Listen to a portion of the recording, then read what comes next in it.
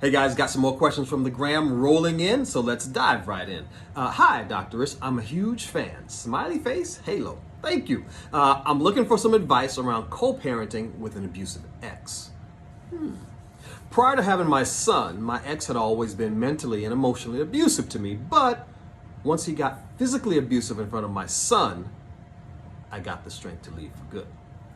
Since then, he's been harassing me via phone, via computer, publicly slandering me. He even sent intimate pictures of me to other people and is still making threats. I filed for a protection order twice, but they were both denied, which aggravates the hell out of me because the order of protection is just much too little, much too late. The restraining order's useless. He's got to physically be in your presence, physically be in your space, doing something to harm and threaten you before you can even make the call and see if there's going to be a consequence. It's easier in this country for guys to get in trouble hurting a cat or a dog, or if you live in the Carolinas, a rooster, than it is to get into trouble for hurting women. We got to do better than that. We can't. That can't be all of who we are, right? But that's a whole nother discussion for a whole nother day. Let me get back to the question. Both the restraining orders of protection were denied. He is also using drugs, meth and fentanyl, which isn't helping the craziness.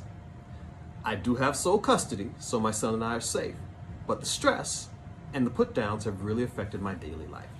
My son was a miracle, and he has some medical conditions due to being born premature, so I need to be in a strong headspace to be the best mom I could be.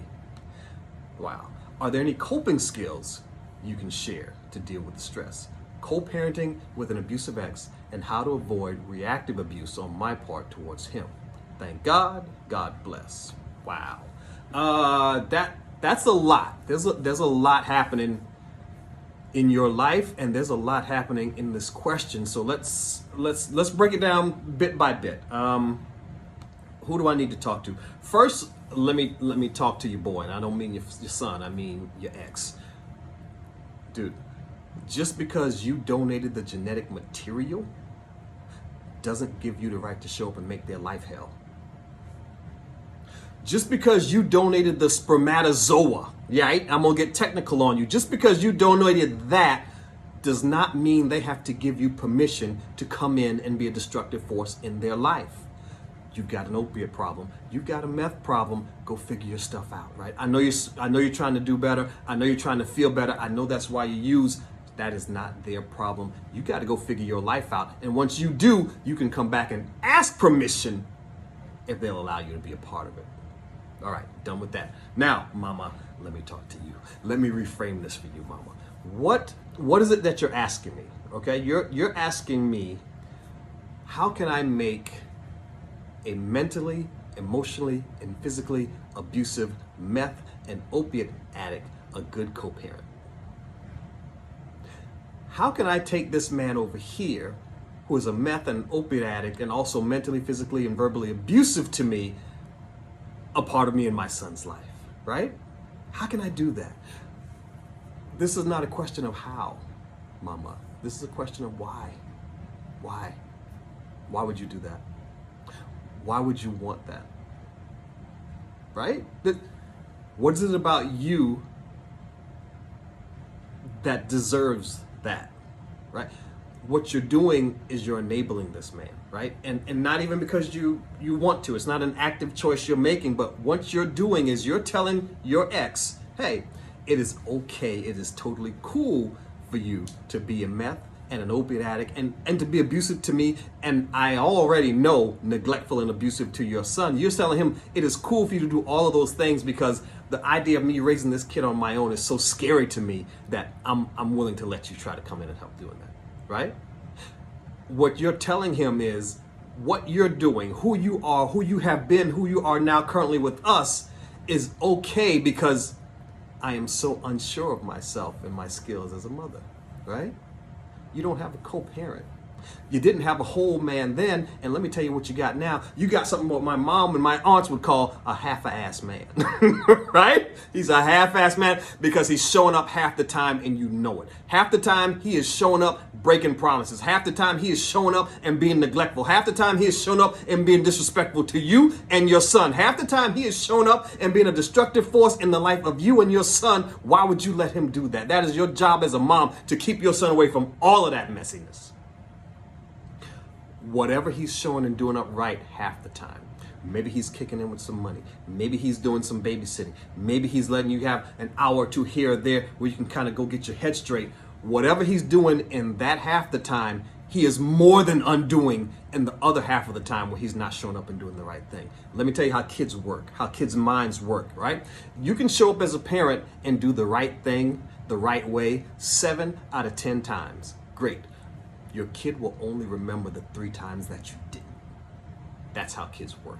That's how it is. It's not about the 50% or the 70%. It's about the 100%. And we already know he can't give you 100%. That's why you had to leave. So why are you trying to invite him back in? Come on, mama. You're better than that. I know this is not what you signed up for. I know you didn't sign up to do this thing all alone on your own. And I know it's scary. But let me share something with you. You're already doing it on your own. And you have been doing it on your own. Whatever you think that he's kicking in that's worth it, it's not. Because it's leading to the destruction of your kid's life. Whatever you think that you need from him, you don't. I don't know what you believe in. I don't know what your faith is, but I know that higher power didn't bring you this far just to drop you off here.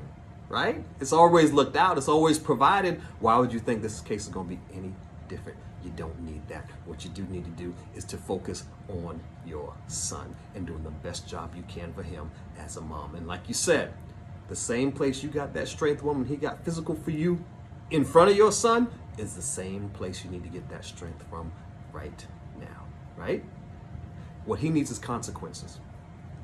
The reason he continues to do meth and be an opiate addict and be abusive and neglectful and mentally and emotionally unstable is because he's never had any consequences from you, right?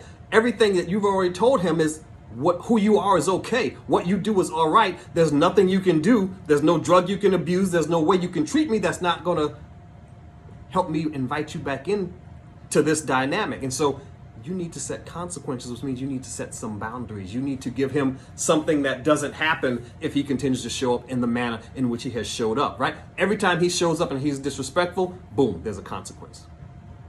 Every time he shows up high, boom, there's a consequence. Every time he shows up and he's trying to recover from a high, boom, there's a consequence. Every time he shows up and he is anything less than 100% respectful and full-grown man, there needs to be a consequence. And that consequence has to be, the consequence has got to be, you don't get to be a part of our life if you're high. You don't get to be a part of our life if you're using meth. You don't get to be a part of our life if you can't respect me. You don't get to be a part of our life if you can't not neglect my son. And anytime anything other than those things are happening, you got to lay that consequence every single time. He's like a child, right? When a kid's doing something you don't want them to do, the first time you do it, there's a consequence. You pop them on the head. Okay, kid's like, great, I can't do that. The next time the kid does it, you don't do anything. So the kid's like, okay, so can I do it or not? We're confused, right? And you're confusing him. This is where you're enabling him. You got to help him out. You can't help him be a better parent. You can't help him get off the meth. You can't help him stop the opiates. You can't help him understand what it means to be a full-grown man, and that being a full-grown man doesn't mean you have to tear down a woman to do so. But what you can do is help him understand that who he is not okay with you. And it's not okay with your son. Now, let me talk to you, son. Just because you share genetic material with this person doesn't mean that you have to feel guilty about them not showing up in your life. Just because you share genetic material with this man doesn't mean that you are obligated to share in the train wreck that has become his life, right? You and your mom deserve to have some joy. You and your mom deserve to have some peace. You and your mom deserve to have some happiness. You and your mom deserve to have somebody in your life who understands that. And it's okay to keep the people out who don't. I hope this makes sense. I hope you can follow through with some of these consequences. I know it's hard. I know it's scary. But there's help out there, and I know you can do it because you've been doing it, right? And so follow through with the consequences. If you got to call the cops, if you got to call family, you got to call in a support group, whoever you have, you rely on them to find the strength. You rely on that thought that what it is you're trying to do with your son is help him grow up and be a fully grown, fully realized man. You allow that to help you find the strength to follow through. Because again, this is not a question of how. He's not a good co-parent, mama. He's just not, right? The question is why. Why would you allow this man to show up and be a destructive force in you, in your darling son's life? And the answer is simple. You just shouldn't. Hope this makes sense. And I will talk to you guys next time. Bye-bye.